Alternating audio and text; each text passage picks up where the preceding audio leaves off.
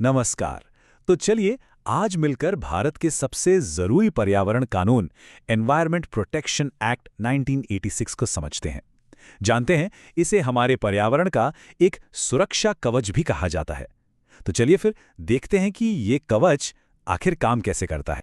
कहते हैं ना, हर बड़े कानून के पीछे एक कहानी होती है। इस कानून की कहानी भी एक बहुत ही भयानक रात से शुरू होती है। 3 दिसंबर 1984, भोपाल। एक ऐसी इंडस्ट्रियल ट्रेजेडी जिसने पूरे देश को हिलाकर रख दिया और एक बहुत बड़ा सवाल खड़ा किया कि क्या हमारे पास पर्यावरण की सुरक्षा के लिए कोई मजबूत कानून है भी या नहीं। तो चलिए अपने पहले सेक्शन में देखते हैं कि इस सेफ्टी शील्ड का जन्म हुआ कैसे। जैसा कि हमने देखा, ये कानून एक बहुत बड़े संकट से पैदा हुआ था और इसे हमारे पर्यावरण के लिए एक मजबूत ढाल की तरह बनाया गया था। तो ये है हमारा एनवायरमेंट प्रोटेक्शन एक्ट 1986। देखिए, इसे बनाने के पीछे दो बड़ी वजह थी। एक तो जाहिर है भोपाल गैस ट्रेजेडी और दूसरा 1972 के स्टॉकहोम कॉन्फ्रेंस में किया गया एक इंटरनेशनल वादा। लेकिन जानते हैं, इसका एक बड़ा मजेदार नाम भी है, अम्ब्रेला लेजिस्लेशन, यानी कि छाता विधान। अब ऐसा क्यों? क्योंकि जैसे एक छाता हमें बारिश से बचाता है ना, वैसे ही ये अकेला एक्ट पर्यावरण से जुड़े कई छोटे बड़े कानूनों को अपने दायरे में ले लेता है। अच्छा, कानून को समझने से पहले ये समझते हैं कि कानून की भाषा में एनवायरनमेंट का मतलब असल में है क्या। ये सिर्फ पेड़ पौधे नहीं है। कानून कहता है पानी, हवा, जमीन और इन सब का आपस में और हम इंसानों समेत सभी जीव जंतुओं के साथ जो एक कनेक्शन है, जो एक इंटर रिलेशनशिप है, वो सब मिलकर पर्यावरण कहलाता है। तो फिर पोल्यूटेंट यानी प्रदूषक किसे कहेंगे? कानून के हिसाब से कोई भी चीज, चाहे वो सॉलिड हो, लिक्विड हो या गैस, अगर वो इतनी मात्रा में है, इतनी कॉन्सेंट्रेशन में है कि पर्यावरण को नुकसान पहुंचा सकती है, तो वो प्रदूषक है। मतलब सिर्फ कचरे का ढेर ही नहीं, हवा में मौजूद जहरीली गैस भी एक प्रदूषक ही है। और आखिर में आता है खतरनाक पदार्थ या हैजर्डस सब्सटेंस। ये कोई भी ऐसा पदार्थ है जिसके केमिकल या फिजिकल गुण ही ऐसे हैं कि वो इंसानों या पर्यावरण के लिए खतरा बन सकता है। आपको याद होगा, भोपाल जैसी त्रासदियों में इसी तरह के पदार्थों की भूमिका थी। चलिए अब अपने दूसरे सेक्शन पर आते हैं। कानून तो बन गया, लेकिन इसकी असली ताकत क्या है? आइए देखते हैं कि ये एक्ट केंद्र सरकार को यानी सेंट्रल गवर्नमेंट को पर्यावरण बचाने के लिए कौन सी जबरदस्त शक्तियां देता है। इस एक्ट के तहत सेंट्रल गवर्नमेंट के पास बहुत बड़ी शक्तियां हैं। वो हवा, पानी, मिट्टी के लिए क्वालिटी स्टैंडर्ड्स तय कर सकती है। वो ये तय कर सकती है कि किस एरिया में इंडस्ट्री लगेगी और किस में नहीं। वो खतरनाक पदार्थों को हैंडल करने के लिए सेफ्टी रूल्स बना सकती है। और सबसे बड़ी बात, वो किसी भी फैक्ट्री में घुसकर कभी भी जांच पड़ताल कर सकती है, सैंपल ले सकती है। चलिए एक सिचुएशन को इमेजिन करते हैं। मान लीजिए एक फैक्ट्री है जो नदी में जहरीले केमिकल डाल रही है और उससे मछलियां मर रही हैं। अब इस एक्ट के सेक्शन 5 के तहत सरकार सबसे तेज और सबसे सख्त एक्शन क्या ले सकती है? सोचिए जरा। तो क्या सरकार सिर्फ एक वार्निंग लेटर भेजकर इंतजार करेगी? बिल्कुल नहीं।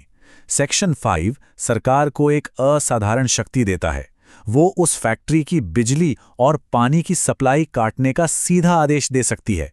कोई लंबी चौड़ी कार्यवाही नहीं, सीधा एक्शन। यही इस कानून की असली ताकत है। लेकिन अगर कोई नियम तोड़े तो क्या? सेक्शन 15 में सजा भी साफ साफ बताई गई है। 5 साल तक की जेल, 1 लाख रुपए तक का जुर्माना या फिर दोनों। ये सिर्फ एक चेतावनी नहीं, एक मजबूत डिटरेंट है, ताकि लोग गलती करने से डरें। और सबसे अच्छी बात यह है कि कोई भी कंपनी के नाम के पीछे छिप नहीं सकता। सेक्शन 16 साफ कहता है कि अगर कोई कंपनी गलती करती है तो उस कंपनी का इंचार्ज, चाहे वो मैनेजर हो या डायरेक्टर, वो पर्सनली जिम्मेदार माना जाएगा। तो हमने कानून की ताकत तो समझ ली। अब अपने तीसरे सेक्शन में ये देखते हैं कि ये कानून असल में जमीन पर लागू कैसे होता है। मतलब हाउ इज इट इम्प्लीमेंटेड। इस एक्ट के तहत कई जरूरी नियम बनाए गए हैं, जैसे कि एनवायरमेंटल इम्पैक्ट असेसमेंट यानी EIA। ये कहता है कि कोई भी बड़ा प्रोजेक्ट शुरू करने से पहले उसका पर्यावरण पर क्या असर होगा, ये जांचना होगा। फिर है कोस्टल रेगुलेशन जोन यानी CRZ, जो हमारे समुद्र तटों के पास कंस्ट्रक्शन को कंट्रोल करता है। और है इको सेंसिटिव जोन्स, जो नेशनल पार्कों के आसपास के नाजुक इलाके को बचाते हैं। लेकिन देखिए, एक मजबूत कानून बनाना एक बात है और उसे सही से लागू करना दूसरी। इसे लागू करने में कई मुश्किलें हैं। कोर्ट केस सालों साल चलते हैं, जांच करने के लिए स्टाफ की भारी कमी है, और कई बार तो कंपनियों को लगता है कि अरे जुर्माना भर देना पॉल्यूशन रोकने के उपाय करने से ज्यादा सस्ता है। अब हम अपने चौथे सेक्शन पर आते हैं। ये समझना बहुत जरूरी है कि 1986 का एक्ट अकेले काम नहीं करता। ये पर्यावरण के दूसरे रक्षकों यानी बाकी खास कानूनों के साथ मिलकर काम करता है। अब आपको वो छाता विधान वाली बात याद है? यहां देखिए, इस 1986 के छाते के नीचे ये सब जरूरी कानून आते हैं। Wild life act, water act जिससे सीपीसीबी यानी हमारा सेंट्रल पोल्यूशन कंट्रोल बोर्ड बना, और एयर एक्ट जिसमें नॉइज पोल्यूशन भी शामिल है। ये सब मिलकर काम करते हैं एक टीम की तरह। और अब हम आते हैं अपने आखिरी और सबसे दिलचस्प सेक्शन पर। कानून और सरकार तो अपनी जगह हैं, पर असली बदलाव कौन लाता है? वो हैं अदालतें और हम जैसे आम नागरिक। चलिए देखते हैं कैसे। असली बदलाव के दो सबसे बड़े हथियार हैं। पहला, एनजीटी यानी नेशनल ग्रीन ट्रिब्यूनल। ये एक स्पेशल फास्ट ट्रैक कोर्ट है जो सिर्फ और सिर्फ पर्यावरण के मामले सुनती है। और दूसरा, एक आम नागरिक की शक्ति जो पीआईएल यानी पब्लिक इंटरेस्ट लिटिगेशन, जिसे हम जनहित याचिका भी कहते हैं, वो दायर कर सकता। चलिए एक असली केस देखते हैं। गंगा प्रदूषण का मामला। कानपुर में चमड़े की फैक्ट्रियां अपना सारा जहरीला कचरा बिना सोचे समझे गंगा में बहा रही थीं। तब वकील एमसी मेहता ने एक पीआईएल फाइल की।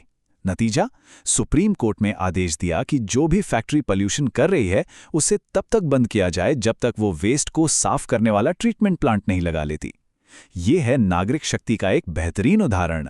और इसी गंगा वाले केस से एक बहुत महत्वपूर्ण सिद्धांत निकला, पॉल्यूटर पेज प्रिंसिपल यानी प्रदूषक भुगतान सिद्धांत।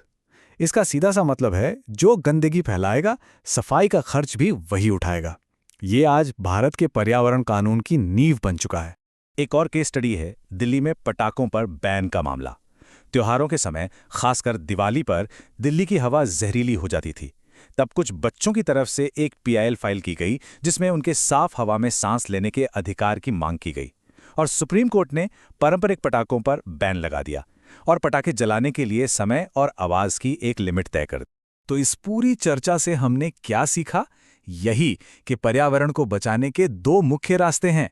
एक है प्रिवेंशन यानी रोकथाम, मतलब नुकसान होने से पहले ही उसे रोक दो, जैसे EIA के नियम। और दूसरा है करेक्शन यानी सुधार, मतलब नुकसान हो गया है तो सजा दो और उसे ठीक करो। तो आखिर में मैं एक सवाल सोचने के लिए छोड़ जाता हूं। भविष्य के लिए हमारे पर्यावरण को बचाने का सबसे असरदार तरीका कौन सा है? क्या हमें नुकसान होने से पहले उसे रोकने पर यानी प्रिवेंशन पर ज्यादा ध्यान देना चाहिए, या नुकसान हो जाने के बाद सख्त सजा देने पर यानी करेक्शन पर? सोचिएगा जरूर।